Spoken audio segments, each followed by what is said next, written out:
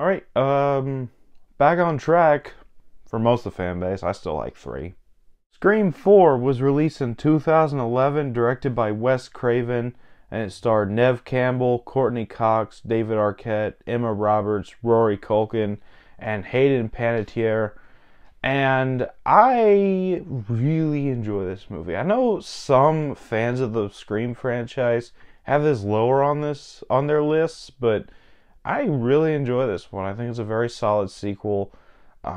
After Scream 3 was very watered down, and honestly, a pretty disappointing ending for what seemed like was just going to be a trilogy. This movie brought the franchise back. So let's go ahead and start this review for Scream 4, starting off with the good.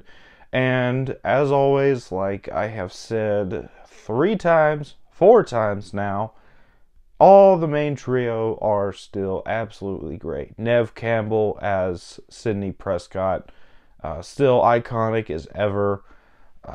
Honestly, I feel like this is her best performance as Sidney. And I really like the way she communicates with every character, all the chemistry she has. She just has this natural chemistry with just about everybody she interacts with here.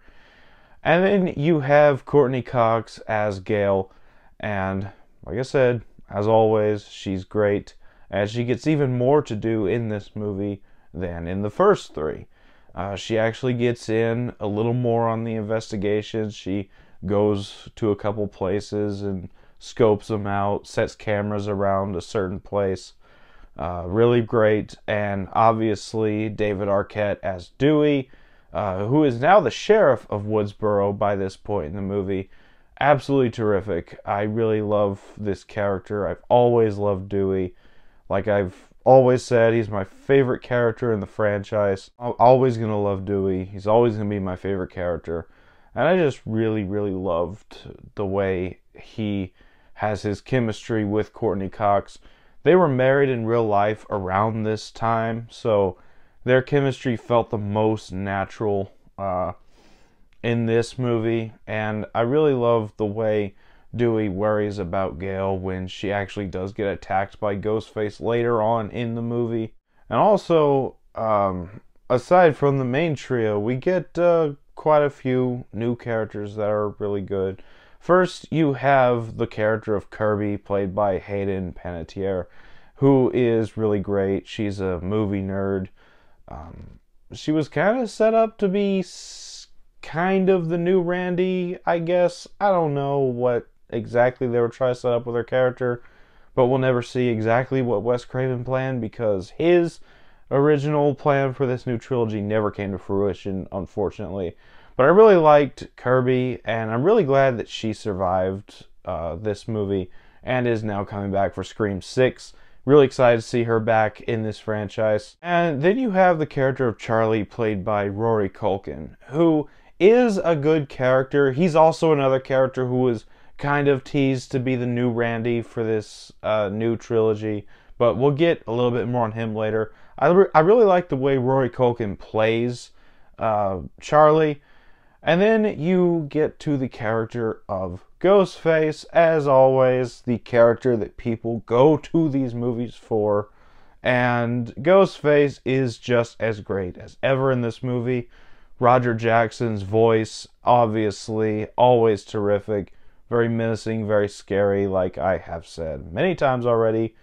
But it's just that true. He's absolutely terrific as Ghostface. And the main Ghostface killer in this movie you have is Jill Roberts, played by, well, Emma Roberts. She does a terrific job and this is probably the most shocking Ghostface reveal for me, because the entire movie we're led to believe that this is going to be a passing of the torch movie. Sidney is priming Jill to be the new protagonist of this series. And really, you get one Ghostface reveal, which I'll get to later on in this review. But then you get the second Ghostface reveal, and it's Jill. And it's just a reveal that comes out of nowhere for me because, like I said, the entire movie we're led to believe she's going to be the new Sidney Prescott. No, she's actually the killer, and it's just a really, really great kill. And I really love the way that she plays the character, especially after she's revealed to be the killer. And her motivation's actually really good, in my personal opinion. She wants to be the new Sidney. She wants all the fame and glory that Sidney has gotten from her many scrapes with the Ghostface killers in the past. And honestly, she almost does win. And I feel like had this movie been shortened by about 10-15 minutes, Ghostface would have won in this movie. And personally, I kind of wish they did end it that way. But I guess the studio wanted Wes Craven to add on that last 15 minutes to close it all up, just in case his trilogy never happened. Unfortunately, it didn't. This was the last movie Wes Craven ever made, and it's very unfortunate. But either way, the story here, really great.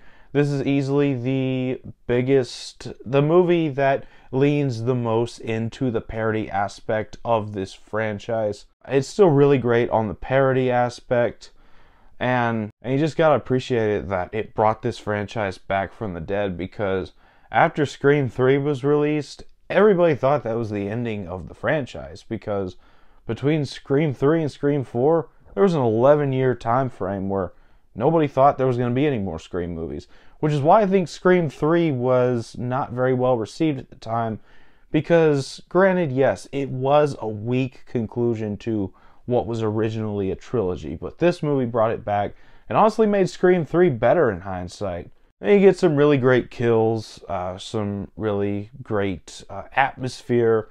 This is a very well lit movie. It's very brightly lit, but I still really like it. I like the lighting in certain scenes, and the editing, absolutely terrific. And obviously, the score is amazing, as always.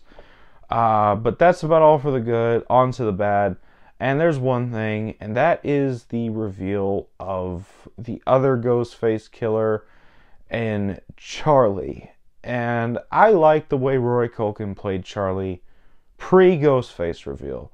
But I don't know. It's either the fact that his character was too predictable as a Ghostface, or his entire motivation is just lame, in my opinion.